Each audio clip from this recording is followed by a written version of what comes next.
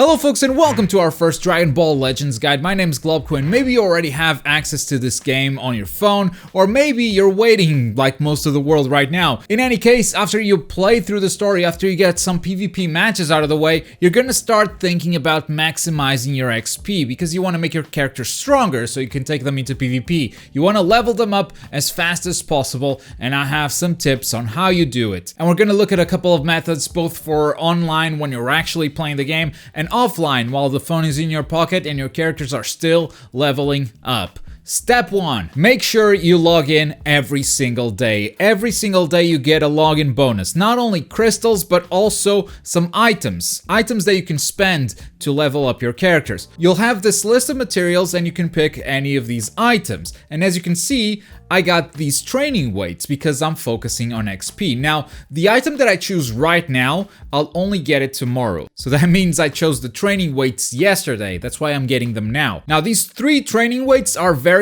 useful and I'll show you why in a minute. First, I'd recommend you go into summon and taking advantage of that daily deal because once per day, your first summon will only cost 20 crystals. So I would like you guys to take advantage of that. And you may ask, why does that even matter for XP? Well, if you get a duplicate card of a character that you already have, that will make that character even stronger. So yeah, just take the goddamn deal. Anyway, that's your first step. That's already done. And how many steps you take from this video depends on how much time you have in your day. So step 2, if you have the time to, send out characters to train. This is how characters will still be leveling up, still gaining EXP while your phone is in your pocket. So from the menu, you have this item called train. This is where you send your characters out to train. And after a while, they will return stronger. You see the 3 weights that we got from our daily login bonus? You can spend them all on a single character if you're trying to power level someone, or you can spread them out throughout your team if you're trying to level multiple characters at the same time. And that's just with the 3 training weights that we got from our daily login bonus. But you can actually get even more training items by using a couple of methods. So let's move on to step number 3,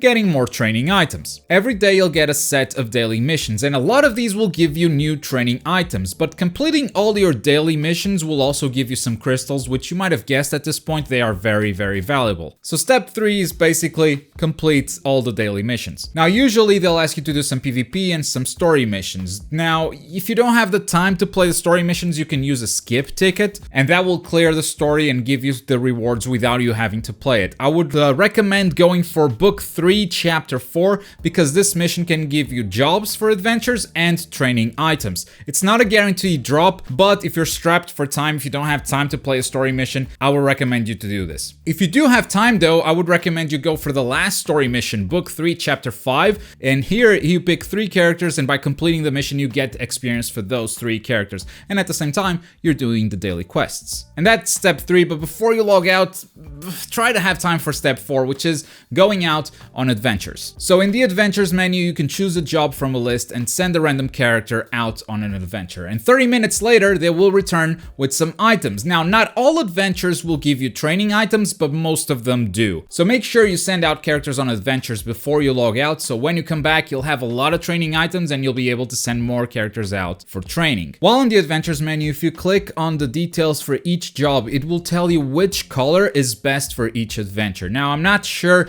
that you get more rewards by picking the correct color. This is just a theory, but I think it does. I cannot confirm or deny this, but I think you get more rewards if you pick the correct colors. Click on details on each job and check which characters you want to send out. Also, don't send out characters that you want to train. If the characters are out on an adventure, they cannot train. So make sure you don't pick characters that you're trying to level up. Now the problem might be you don't have enough jobs to send out any characters on adventures. So how do you get more jobs? Welcome to step 5 of our process. If you really have the time to play the game, you can stack up some jobs, and we've already talked about playing in story mode, the book 3 chapter 4, and how it gives you some adventure jobs once in a while, but this is a random drop. You're not guaranteed to get it. This is not the best method, especially since it actually spends energy because you're playing story mode, and you could spend that energy to play chapter 5, which gives you way more XP. So that is not the best method for getting adventure jobs. The best method would be playing PvP, and you don't have to worry about being good or anything, because if you win, yes, it's great, you get 2 adventure jobs and that's fantastic. But if you lose, you still get a single job, which means since you only have 3 adventure slots by default, you only have to play 3 PvP matches maximum to get all those 3 slots filled. Everything else is just a bonus for the next time you log in. So to summarize, play PvP, send out your characters on adventures. Once they bring back some training items, get your characters to train while your phone is off, while your phone is in your pocket.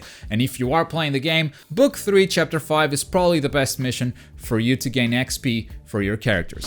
And that sort of wraps up this guide. Let me know in the comments, are you already playing the game? I'd love to know how many people we've got that are already deep within Dragon Ball Legends. If you're not, let me know if you're looking forward to this game or if it's really not your thing. Let me know what you're thinking in those comments down below. Last time around, we went over the confirmed characters right here. There's actually less characters than the ones we go over, but I'm pretty sure the ones that are not playable that I talk about in this video will be at some point in the future. If you're in the mood for something else, there's also the video at the bottom, but as always, thank you very much for watching. My name is Globku, and I'll see you guys next time.